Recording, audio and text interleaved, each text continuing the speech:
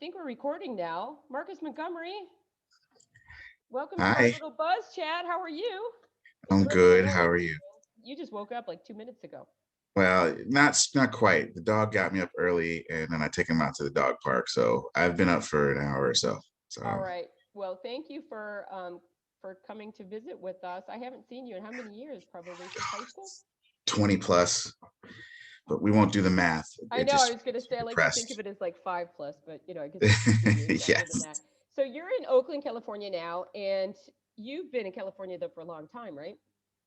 Yeah, I moved out to California right after college. So, four-ish years after we graduated high school, I went to college in Iowa, and then after that, I went home for a few months and got an opportunity out in California, and I've been making my way out here ever since. So Okay. yeah. You have the coolest job in the world. What's your job? Well, my job currently is a product manager at Oculus. Oculus makes virtual reality headsets, and but my career-wise, I've been a video game designer for 20 plus years.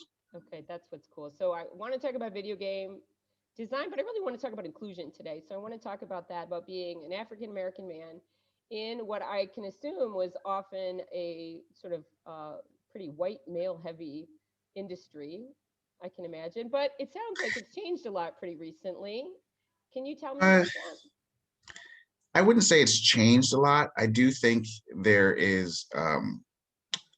there's a lot of capacity for people to have their voices be heard because the gatekeeping is been distributed so much.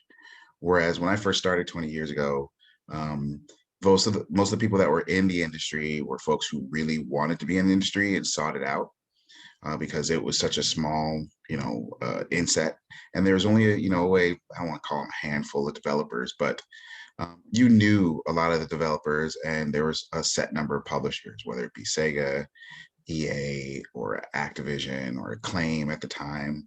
Um, and they were the gatekeepers. So they did, when you have a smaller set of gatekeepers saying, hey, these are the things that can get made, you tend to see certain voices arise. But over the last 10 years or so, with the development of new game engines like Unity 3D and Unreal becoming free for people to utilize them, and a lot of these resources and learnings are just available on the internet, you're starting to see a lot more people who are willing to go out on their own and teach themselves, or just self-publish, because you can distribute directly to the internet through platforms like Steam or itch.io, or a multitude of other places. So you're seeing just that space grow with just a lot more creativity and stories. Cool. How has it changed over the? So that's one of the changes that's happened over the time you've been in the industry. What's now you're working in virtual reality? What's going on there? And I'm a total ignorant person, so you got to keep it simple for me. I I, don't know I anything. I'll give you a brief history in an attempt to not do too much of the company line, because I can't speak too much about what's on the horizon, just because You we're won't tell making. anybody, It's just us. I'm sure you wouldn't. But if you think about virtual reality, it's been around for a very long time and in various forms. And it wasn't until the Oculus Rift and the HTC Vive, which are two headsets that you would use with high-end personal computers or PCs, that it became much more commonplace in people's homes. So you started to have people who had these, VR goggles they could put on, but for the VR goggles to work, you needed a room that had, a fair amount of space. You also needed to have space to put up sensors around you to be able to recognize what the headset was in that space. Mm-hmm. But when you put on the headset, you're in a completely 3D generated world, Mm-hmm. and you can get transported to like the moon, or you could go visit the Louvre, or you could fly high above Morocco, whatever it might be.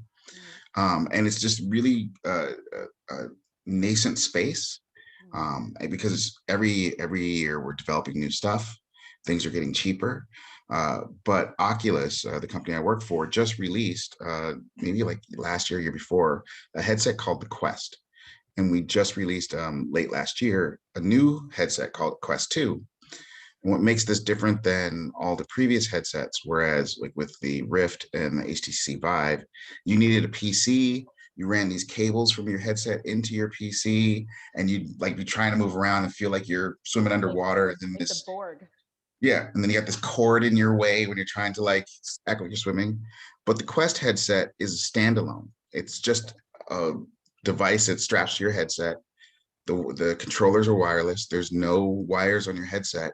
So there's this next level of immersion that's provided. So you get to see how it's one thing that's great about working in a tech field is that something that was not possible 5 years ago all of a sudden becomes a reality, and you're like, wow, I didn't realize this could happen. But even when this new thing comes out, there's someone out there thinking about how we're going to take this to the next level. When do you think we'll be able to, do you think this will be something that will be widely distributed? Like even, people like me would have one in our house. I'm not because of me, but maybe because of my daughter. Or is this something that's going to remain sort of a high end thing?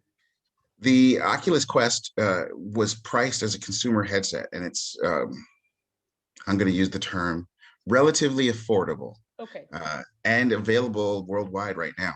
We released it. It's not just in America, it's in Europe as well. We had a large Japan rollout. So it's a headset that anyone can buy. It costs around 400 US dollars. Okay, so I don't that's know what the, totally doable, right? So I yeah, mean, I mean, it's it'd be a little bit less in euros, like, but we're pretty much yeah, it's pretty not much at this much. point. It's not much different than if you were to buy a new PlayStation or a Nintendo Switch. Like they're priced competitively with that. Yeah. So we just got a Switch in my house, and it took me a long time to sort of get to that point. I've got a 10-year-old daughter, and you know, she's playing all these games. It's so different than when we were younger. Like we were. In fact, we have on the game. My husband is like, "Can we get Super Mario Brothers?" It still Yes, has you can. the same music. I'm like, "Do you think they have Frogger?" I mean, because that's really where I left off on this stuff. And she's like talking to her friends, and like they've got this whole thing going. It's pretty fascinating, and I don't want to be that kind of old fashioned, lame mom that says, "No, no, no, get your homework done." But so I'm Right. kind of trying to, get some information about it, but it's a totally different world, man. It, you Totally know, different it, world. It is, and things being digital as it is now, you can just download everything. You just put in your credit card, and before you know it, you got 15 games on your Switch that you didn't expect to have. Um, it is complicated as it is. It's not much more complicated than your computer, and most of these things are like um, uh, the controls might be a little seemingly complicated, but Nintendo's great, and a lot of the Nintendo products, whether it be Super Mario or the Zelda games or any Donkey Kong sort of stuff, they spend a lot of time training you and ramping you up on their mechanics, and they are the gold star for just uh, play that anyone can do and anyone can play and pick up. So if you have the right device, you just need the right software, and I think Okay. it would seem a lot less daunting than you realize. Well, I did play a little Zelda. Yep, You let me try that one. That one I liked it because it was nice and slow. I could yep, like take my time. yep. Um, Now your wife is also, isn't she also a game designer? She is an art director. Art director. She works at a company called Double Fine Productions, and Double Fine is known for a lot of story-based, esoteric sort of titles. The most popular, one of their most popular, is known as Psychonauts, and she's working on their sequel, Psychonauts 2, which should be out. Question mark. I'm not going to say because I don't Okay. know. Okay. Yeah, but I know this. They're working hard on that. So for our students or whoever would be interested in going into like game development or like you do, what's the path? Like how do you, I mean, I know now people can also do it on their own and whatever, but what did you do? What did you study? I have a degree in computer science. Okay. And I thought, when I graduated, I became a programmer. And my path, I think, was not strange for someone who got in the industry about 20 years ago, while I think today is a bit different. But for me, I graduated college and then wrote Sega a letter and said I wanted an internship. And then that internship, I was able to impress people enough that they said, if you want to move into quality assurance or game testing, which is what I told them I wanted to do, they would help me. And then I got a job in game testing. And I tested games for a couple of years. And from there, I made some connections. And then they offered up a game design position.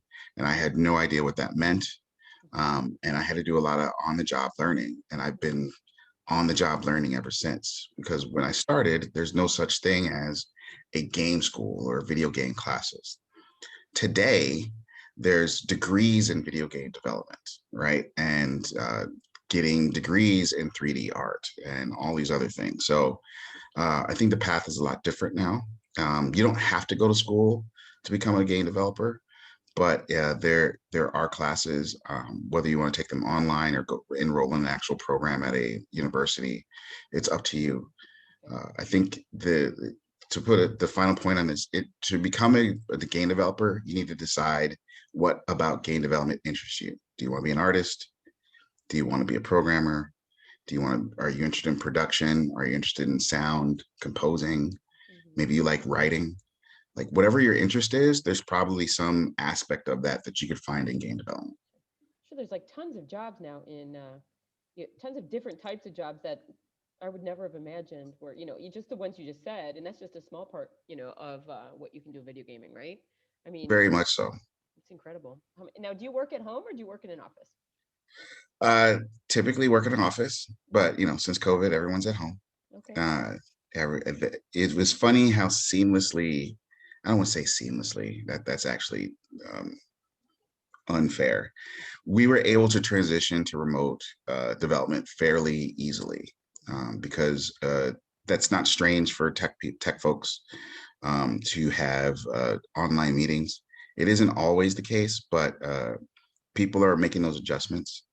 In game development, it tends to be that you want to be in the same spot because a lot of water cooler conversations can spawn a lot of really crazy ideas. So And if you're kind of not having that, creativity then. Oh, nice. yeah, Okay. yeah. So if you're not having that back and forth, it's kind of hard to kind of riff and come up with the next new idea that might blow people's minds. Awesome. Can you tell me the story about the Barbie? Uh, It's one of my favorites. Wait, do you have sisters? I do. I have two sisters. I have a stepsister and a half sister. They're All right, so much there are older now. Barbies in your house because I was Oh, reading an they had article about you, and I was like, he definitely has sisters. Tell me about the Barbie story. We put it my in our sisters lesson this had week. so many. They had so many Barbie dolls growing up. But And the clothes. um, It was the clothes that were important more than the dolls, yes, right? yes, Okay. yes. But my well, I wouldn't know because every time I saw a Barbie in my house, it was naked because the clothes were all over the place. That's Right. just how Did you things are pop with. her head off too? My brothers used to pop the heads off them just to make I sure. didn't even bother with those things.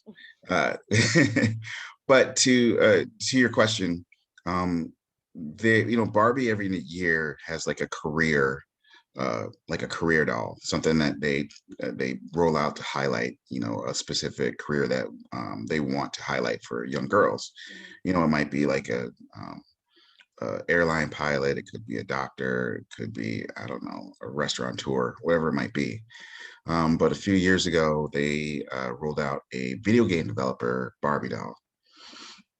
And my wife wanted to buy it, and I talked her out of it because I had already ordered her one.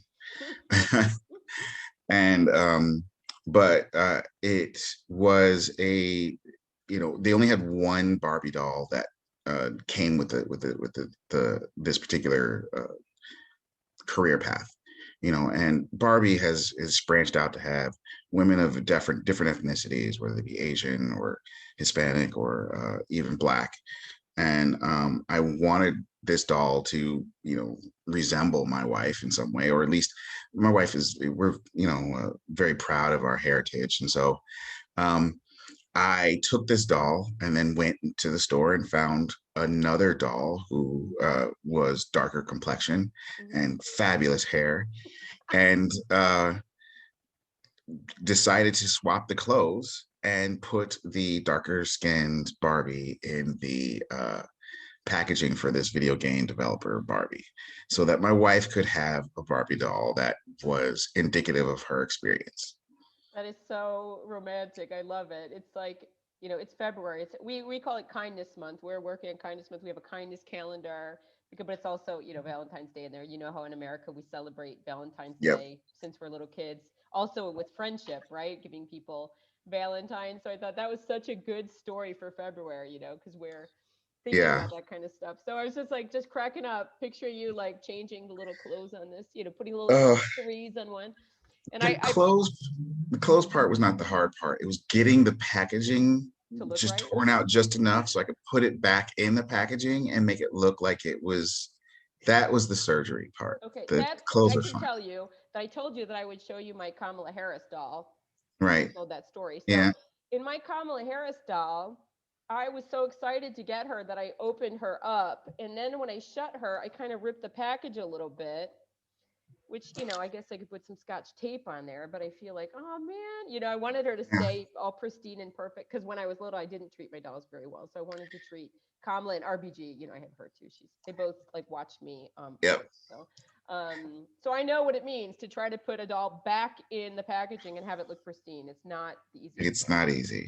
It's not It's easy. not easy. And Barbies are like famously difficult because they're like all that packaging There's inside. wires and then things are sealed behind other. Twin It was ties. just It's like too insane. much. It's It's too crazy. much. It's funny because I actually got my wife, well, and this is one time I didn't get ahead of it. They released a Jean-Michel Basquiat Barbie, Cool. and then she got it, and then I got one, and then she opened hers, and I was like, well, there goes the gift I was going to give you later. And I was like, I got you one too. That's But that funny. one's amazing. That one's really, really good. We Because then don't you could have the always buy. one you play with and the one that's in the package. That's what they used to Yeah, do with the Star Wars action figures, right? You'd have the one that's that right. stayed in the box. Like I my know. stepbrother was, you know, he never opened his. His were like perfect. He played with Eddie's, I think, you know. Oh, geez. That's But it's funny. I wanted to ask you one more thing though. I want to sure. ask you about, because obviously we're recording this earlier than when we normally do our buzz chats just because of the time difference. I didn't want to make you, you know, get up in the middle of the night. But today is actually the Super Bowl, is that right? That's right. Super Bowl today. All right. Are you watching? I, I don't think I'll be watching. Um, since the pandemic, I've been kind of like analyzing where my time is going and sitting around watching the Super Bowl, especially when there's no one in it that I really care to see win one way or the other. It's not worth Mhm. my time. Who It would you like to see play in it? Would Oh, here's Laura's in our next conversation. She said hi. Hi, Laura. She jumped in. She's gonna jump in. She's in our next one. But since we're talking about the she's in New York, Marcus. We're just talking about the Super Bowl, Laura, and I was just asking Marcus Oh, who he should I turn this way? huh? Yeah, I was I you're just need to great. asking who get he wants to play. the What about the Green Bay Packers, Marcus? Yeah, it's always Packers. Always Oh, Packers. okay, Well, good. I always say this because my dad is a raving Bears fan. So Hmm. I always say I'm a Bears fan by blood, Packers fan by location, Okay, well right? done. But my dad hates that. He's just like, I don't know how I raised a Packers fan.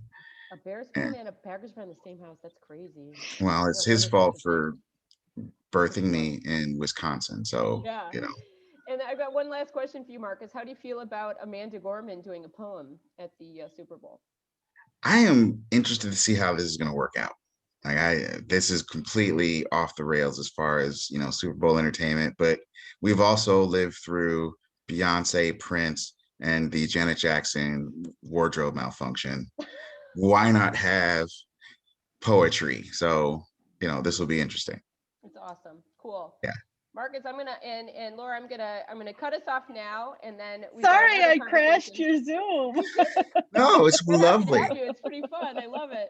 Marcus, you're Uh, the best. Oh, so Marcus, by the way, Laura, who's also gonna, I hope, be there on Thursday because Laura's often in our class on Thursdays that we have.